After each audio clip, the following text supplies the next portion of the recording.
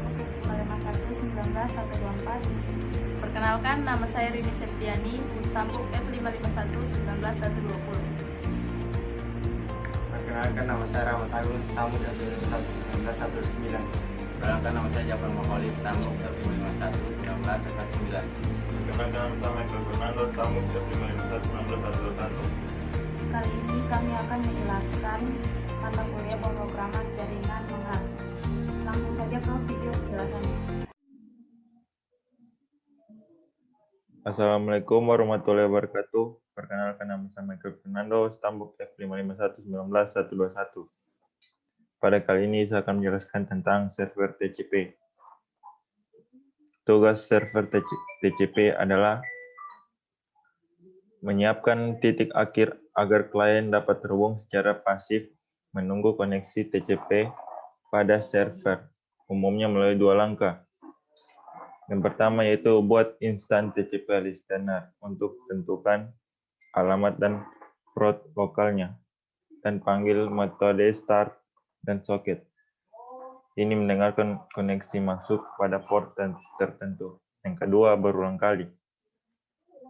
Yang pertama yaitu panggil metode accept TCP client dari TCP listener untuk mendapatkan koneksi klien agar masuk. Setelah membuat klien baru di insta TCP untuk koneksi baru dikembalikan oleh panggilan accept port tertentu. Selanjutnya berkomunikasi dengan klien menggunakan metode read dan write dari TCP client network stream. Selanjutnya tutup koneksi soket klien baru dan streaming menggunakan metode close dari network stream dan TCP client. Perhatikan bahwa chipless kelas TCP client untuk mengakses koneksi TCP baik di klien atau server. Kelas ini sama yang dapat digunakan karena untuk protokol TCP benar tidak membedakan antara klien dan server, terutama setelah sambungan dibuat. Contoh berikutnya, kami membuat TCP Echo Server untuk mengimplementasikan layanan Echo yang digunakan oleh program klien kami. Servernya sangat sederhana, ini berjalan selamanya, berulang kali menerima koneksi, dan mengembangkan byte sampai koneksi tutup, dan kemudian menutup koneksi klien. Oke, berikut saya akan menjelaskan kode halaman 24-25. Yang pertama, pada baris ke-10 sampai 15, yaitu setup aplikasi dan penguraian parameter. Yang kedua yaitu baris 17 sampai 24, yaitu menjelaskan tentang pembuatan soket server. Pendengarnya dianalisis dengan IP address. Selanjutnya kita masuk yang ketiga, yaitu di baris 29 sampai 53,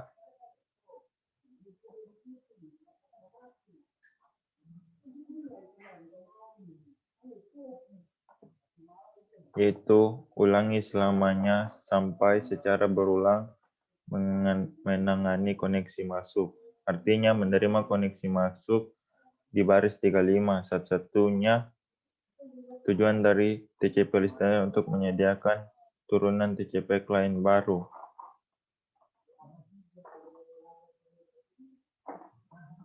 Dan untuk baris 36 metode TCP client GetStream mengembalikan instant network stream yang digunakan untuk menulis ke soketnya. Kemudian pada baris 39 sampai dengan 45, yaitu mendengarkan perulangan file, menerima dan mengulang data hingga klien menutup. Perulangan while berulang kali membaca byte network system dan segera menulisnya kembali ke aliran klien menutup koneksi yang ditunjukkan pada nilai kembalian dari 0 dan read. Selanjutnya kita masuk ke baris 48, sampai 49, yaitu close the client stream and socket lines, close network and stream TCP client socket. Kemudian kita masuk ke baris 51 sampai 54, yaitu penanganan dan pengecualian. Server harus cukup kuat untuk menangani klien yang tidak berfungsi atau berbahaya tanpa crash. Selanjutnya, saya akan menjelaskan tentang aliran. Di sini, seperti yang diilustrasikan oleh contoh sebelumnya, paradigma utama untuk 1/0 dalam kerangka. Net adalah abstraksi aliran. Aliran hanyalah urutan byte yang diurutkan aliran net untuk mendukung pembacaan dan penulisan byte aliran di client server TCP kami setiap instan.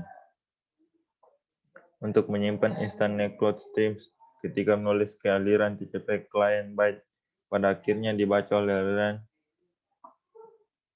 untuk ujung lain koneksi. Kelas socket menggunakan array byte untuk mengirim dan menerima data. Oke, sekian penjelasan dari saya, yaitu tentang server TCP dan kode, dan juga tentang penjelasan alirannya. Apabila ada salah kata, mohon dimaafkan. Assalamualaikum warahmatullahi wabarakatuh.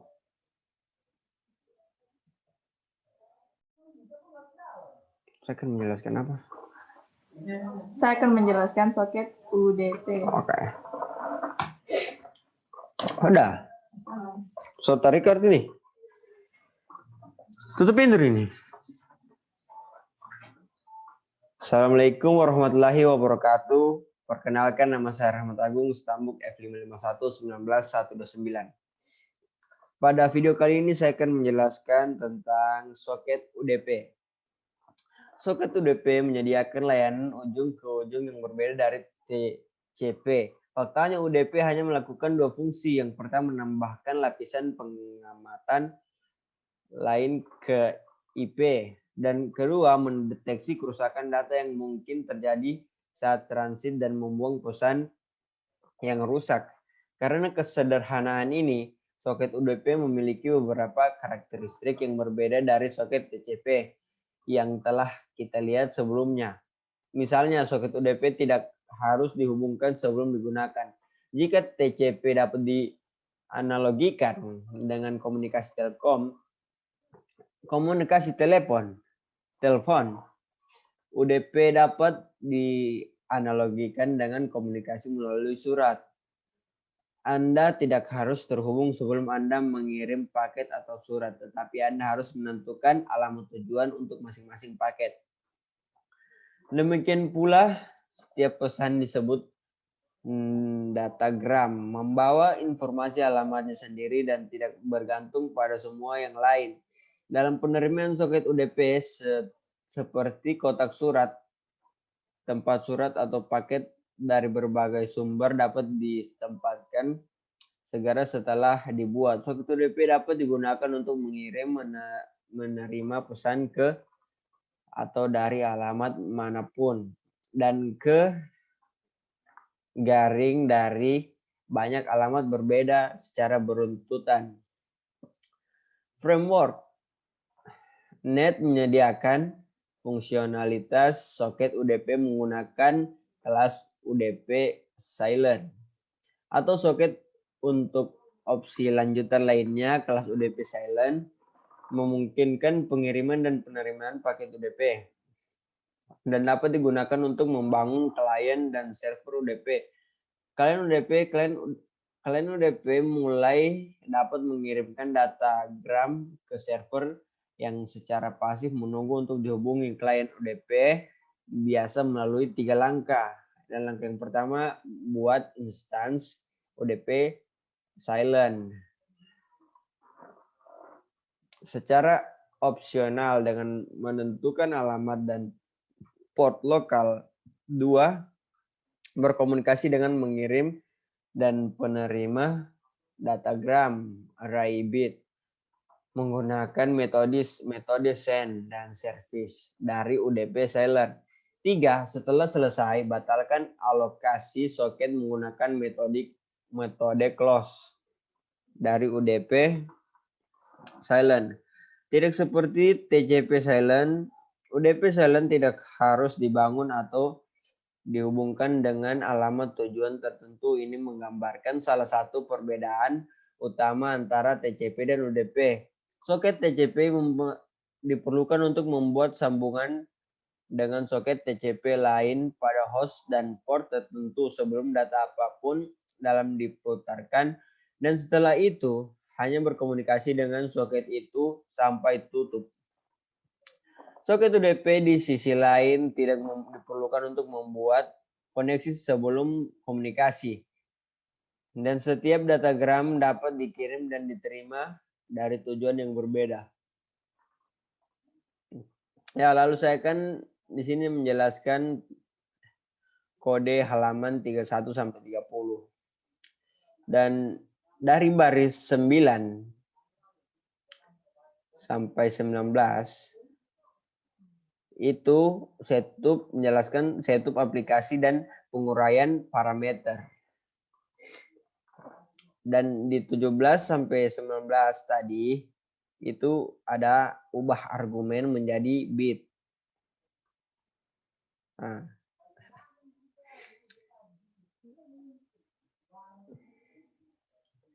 Kemudian baris 21-22 pembuatan soket UDP.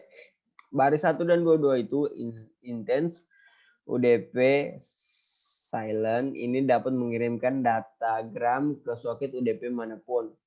Host dan port tujuan dapat disetel di konstruktor dalam panggilan connect atau langsung dipanggil send.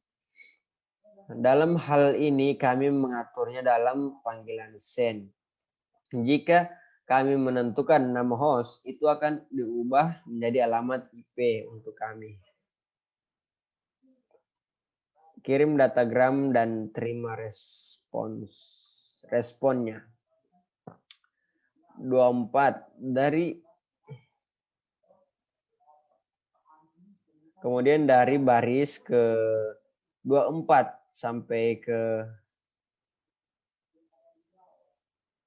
dari 24 sampai ke 42 ini mengirim datagram, kirim datagram dan terima responsnya. Kemudian mengirim datagram. Kemudian baris ke 25 sampai 26 panggilan send. Mengambil array bit, datagram dan jumlah bit untuk dikirim sebagai argumen send. Juga bisa mengambil argumen opsional yang menentukan tujuan alamat dan port, baik sebagai nama host string atau IP dan port integer, atau sebagai intens IP endpoint. Jika argumen tujuan dihilangkan, argumen tersebut harus ditentukan dalam konstruktor Silent. Jika Anda tidak menyertakan argumen tujuan dalam konstruktor atau connect, Anda bisa membuat panggilan berikutnya ke send dengan tujuan yang berbeda. Namun jika Anda menentukan argumen tujuan dalam konstruktor atau connect, Anda dapat mengganti tujuan di send dan mencoba melakukan akan menghasilkan invalid operation exception.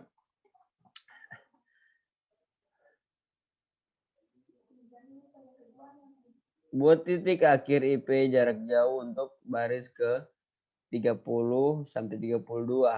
Kelas IP endpoint menentukan kombinasi alamat dan port.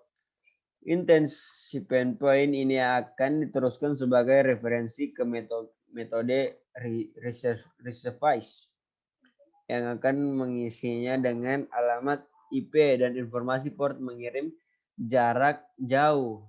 Menangani penerimaan datagram baris ke 34 35. Blok sampai menerima datagram ketika kembali. Contoh jarak jauh event ke poin akan berisi alamat dan informasi port untuk host jarak jauh yang mengirim paket yang baru saja diterima. Kemudian 37 sampai 39 itu adalah cetak hasil penerimaan. Kemudian baris 44 yang terakhir tutup soket.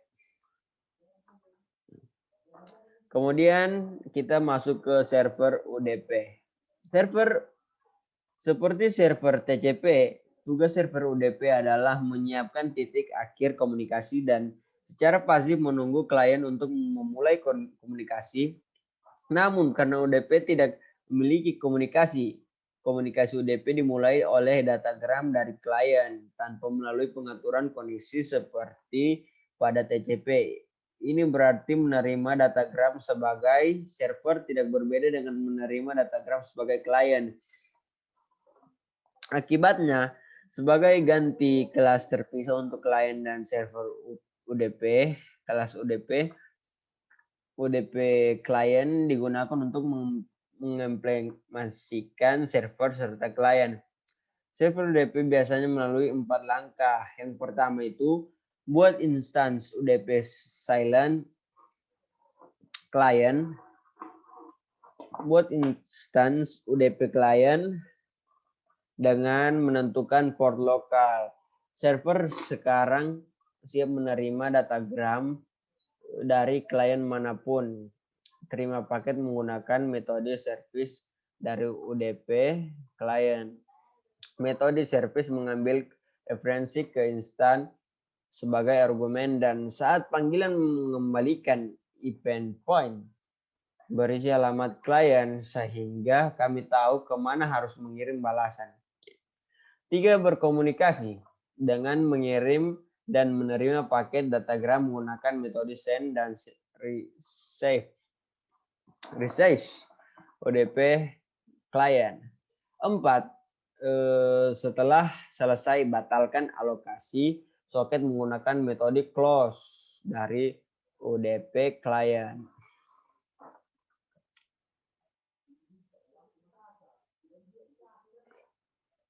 Kemudian kita lanjut ke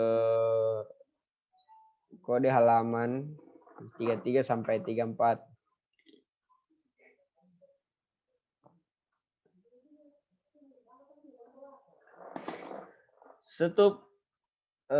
Di sini kita bisa lihat dari baris ke-8 sampai ke-14. 8 ke 14.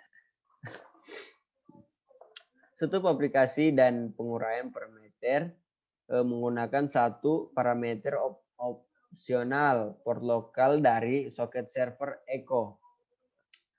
Port default yang digunakan adalah 7,2 buat instance UDP klien baris 16 sampai 22. 16 sampai 22.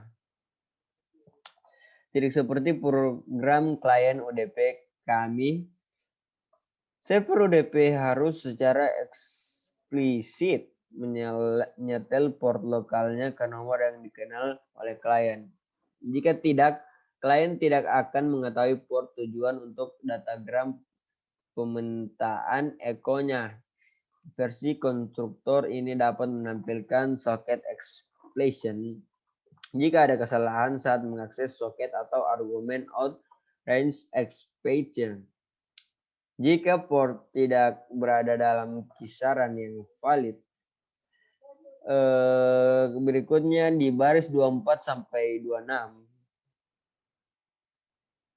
Di baris 24 sampai 26 ini itu menentukan kombinasi alamat dan port instance in event point ini akan diteruskan sebagai referensi ke metode receive yang akan mengisinya dengan alamat IP dan informasi port mengirim jarak jauh.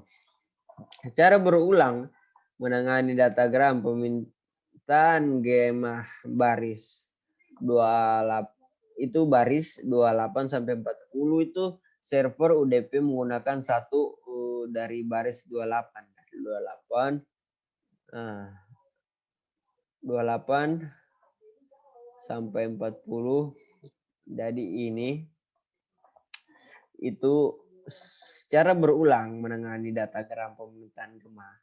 Server UDP menggunakan satu UDP klien dan karenanya satu soket yang mendasari untuk semua komunikasi, tidak seperti server TCP yang membuat soket baru dengan setiap TCP klien atau achieve soket yang berhasil.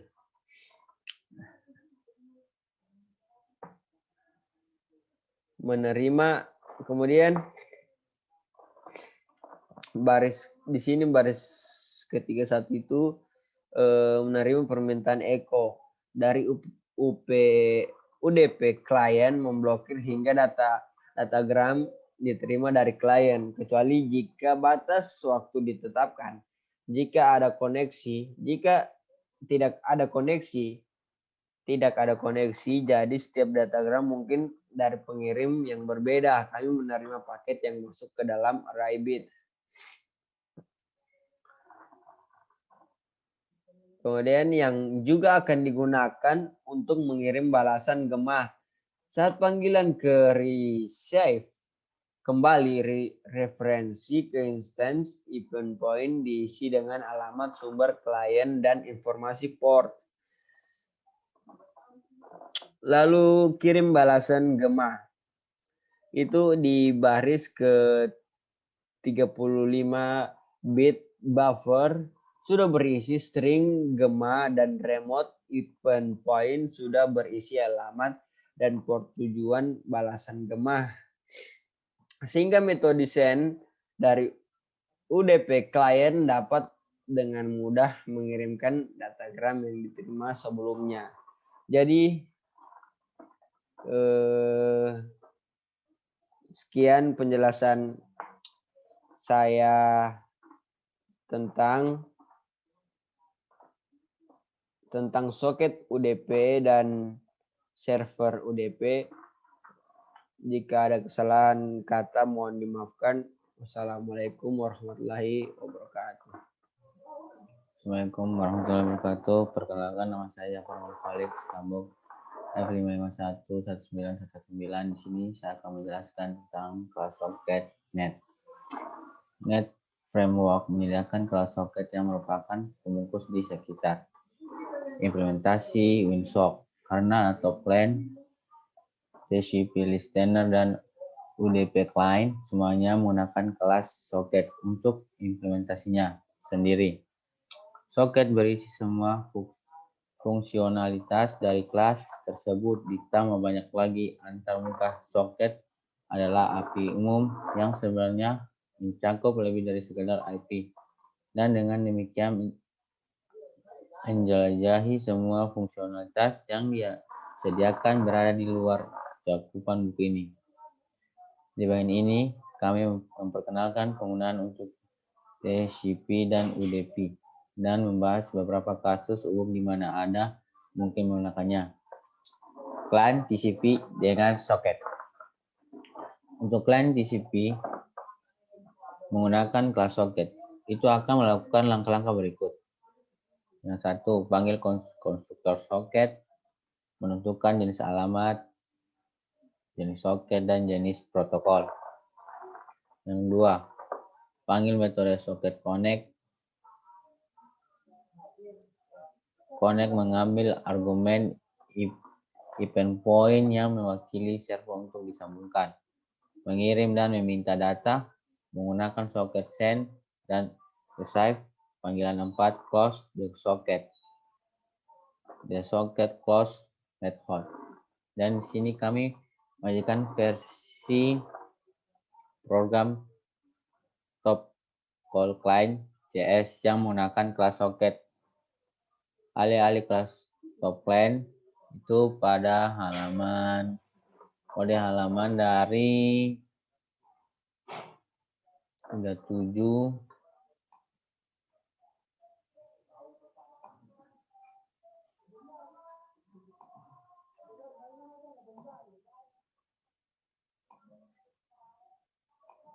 Dari halaman 37. Dari halaman 37. Dari server front sampai dengan halaman 39.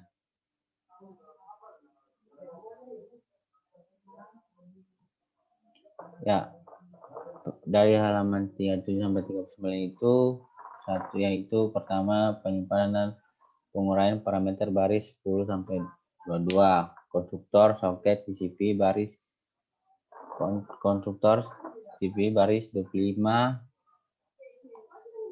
dari baris 25 sampai dengan 27.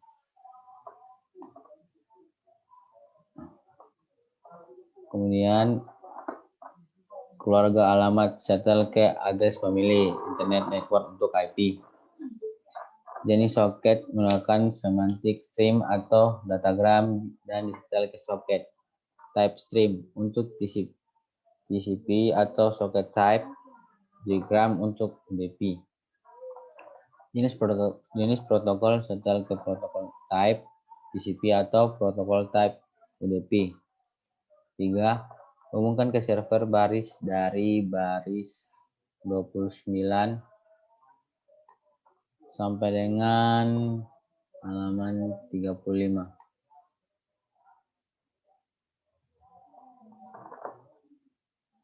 Metode connect mengambil instance dependent point yang telah kita buat dari argumen ke program menggunakan IP address parse. Jika koneksi gagal, soket expand akan dilempar. Selanjutnya 4. Mengirim string ke server echo baris 37 sampai 38. Dari baris 37 sampai 38 memiliki beberapa metode send yang mengambil kombinasi parameter yang berbeda selalu termasuk array byte yang berisi data yang dikirim. Di sini menggunakan versi mengambil satu buffer byte berisi data yang akan dikirim 2 byte offset ke buffer tempat data yang akan dikirim mulai. 3. Jumlah total byte untuk dikirim. Dan yang keempat, pengaturan bendera soket apapun bendera soket berada di luar cakupan buku ini. Dan halaman ini disetel ke soket flex none. Yang kelima, menerima balasan dari server echo baris 45 sampai dengan 53.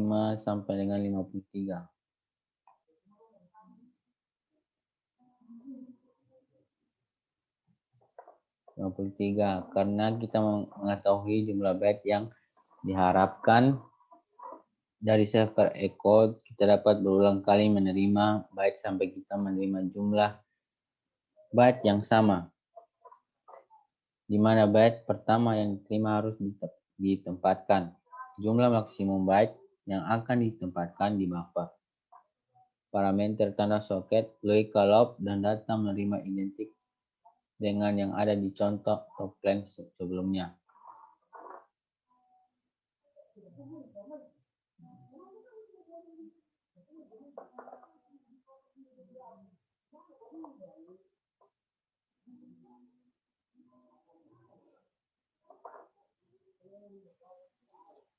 Enam, cetak echo string baris 55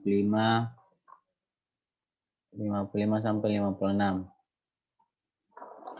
7. Pengenangan kesalahan dan penutupan soket baris 58 sampai 62.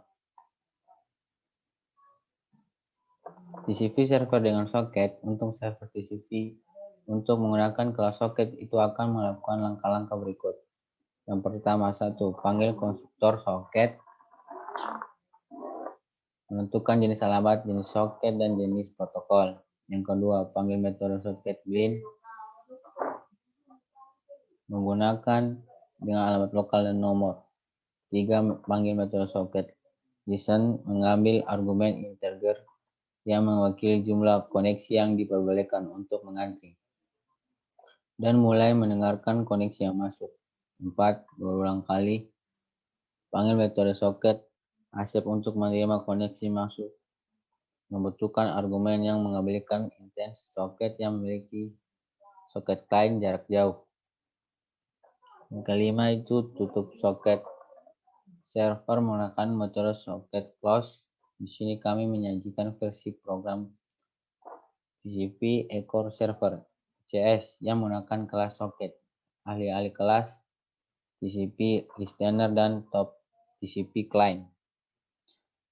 Pada halaman 40 sampai 42.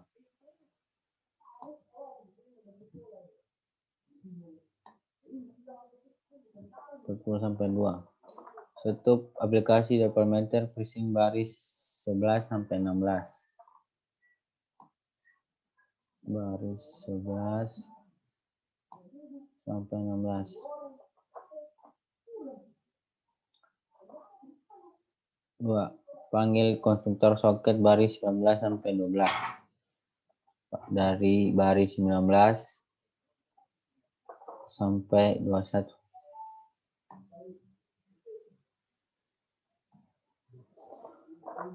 Konstruktor soket mengambil 3 argumen. Keluarga alamat setel ke address family, internet port untuk IP. Jenis soket menunjukkan semantic stream atau datagram dan disetel ke soket. Type stream untuk TCP atau soket type. Diagram untuk UDP.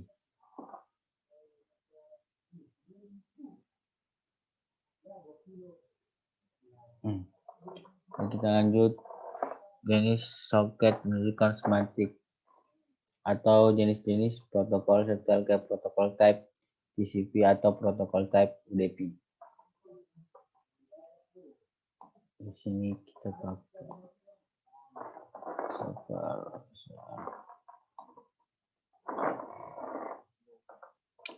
Jenis-jenisnya ikat soket baris 23 metode bin dipanggil dengan contoh event point yang berisi IP address dan nomor port server yang ditentukan. Bin menetapkan soket alamat dan port lokal dan melempar soket expression. Jika gagal melakukannya, misalnya jika titik akhir lokal sudah digunakan. Dengarkan koneksi masuk baris 25 metode listen yang menyebabkan soket mulai menangani permintaan koneksi TCP yang masuk dan mengantri untuk diterima oleh program kami. Dibutuhkan argumen integer yang menentukan simpanan yang merupakan jumlah maksimum koneksi luar biasa yang diperbolehkan dalam antrian nilai yang valid atau backlog biasanya 1/5, tetapi dapat bervariasi menurut sistem. 5. Ulangi selamanya secara berulang.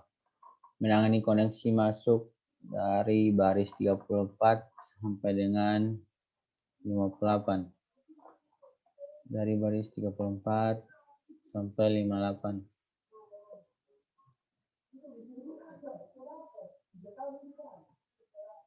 Menerima koneksi masuk baris 39 instant soket server menyediakan instant soket client baru yang terhubung untuk setiap koneksi TCP itu baru. Ketika server siap, klien itu memanggil terima yang memblokir sampai koneksi masuk dibuat ke port soket server, kemudian mengembalikan instant soket yang sudah terhubung ke soket jarak jauh dan siap untuk membaca dan menulis. Keluarkan titik akhir jarak jauh yang sedang dilayani baris 41 salah satu fitur soket yang tidak tersedia dengan TCP client adalah kemampuan untuk mengakses properti remote endpoint dan menentukan alamat IP dan port koneksi client. Menerima mengulang data hingga klien menutup baris 43 sampai 50. Ya, loop sementara berulang kali membaca byte jika tersedia dari soket dan segera menulis byte yang sama. Kembali ke aliran sampai klien menutup koneksi. Logical loop dan transfer data identik dengan versi top client.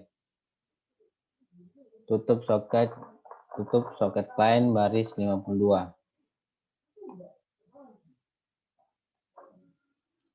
Penegangan pengecualian baris 54 sampai dengan 57.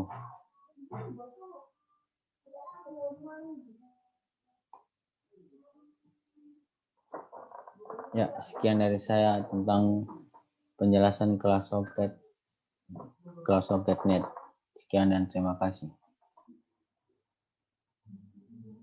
Assalamualaikum warahmatullahi wabarakatuh. Perkenalkan, nama saya Rini Septiani, Stambuk F551-19120.